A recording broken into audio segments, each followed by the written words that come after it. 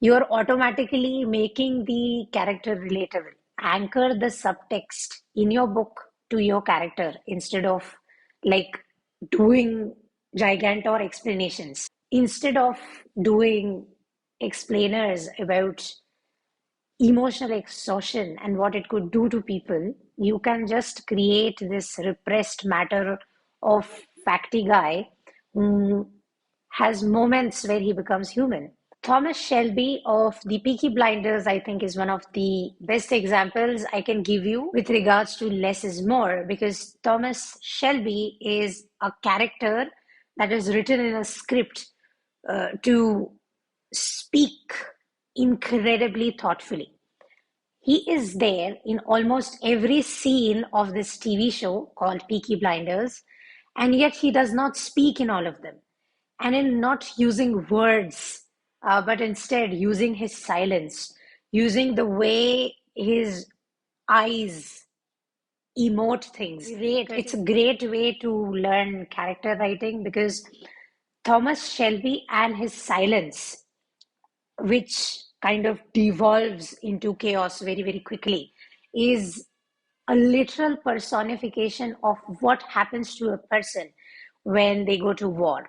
You have somebody young, hopeful, full of life, full of ambition, going to war and having all of that idealism just wash out of them and turn into this morose kind of a chaotic cacophony type situation inside, because you are someone who has returned from war. There are social expectations where you are not allowed in big little ways to be human. You are not allowed to express certain things. So you resort to silence in crafting this character to speak less. Uh, every time he speaks, there are like 10-second pauses, and you can see it just like how we, the audience, are figuring out what the other person is trying to say. Even he is doing the same. And when we follow a lot of his actions, the silence speaks so much more than words ever could. So you can use the example of how Thomas Shelby is written to practice the less is more phenomena in describing your characters. You can always do monologues and dialogues exploring the motivations and the history of a character. However, you can also craft a Killian Murphy type Thomas Shelby who speaks with silence and sucks the audience in because they are figuring things out exactly at the same time as he is. And in doing so, they start rooting for him, irrespective of and in spite of all the things that he ends up doing. And that makes him one of those unlikable yet extremely popular characters that even though people don't relate to, they understand everything that he's doing.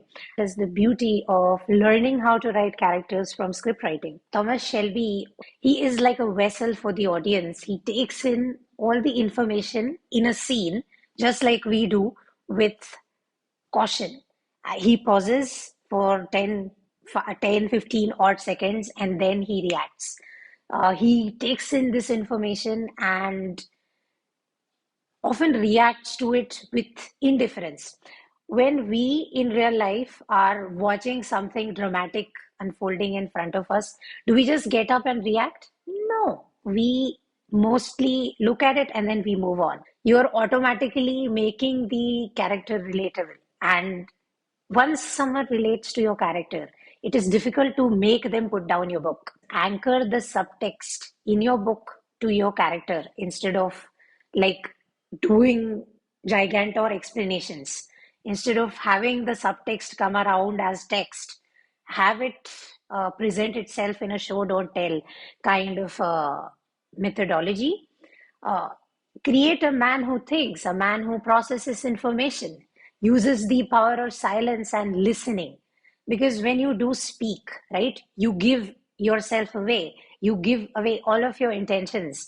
And instead, if you chose silence, right, it presents an image, it presents a very specific thing about your own character uh, as the author.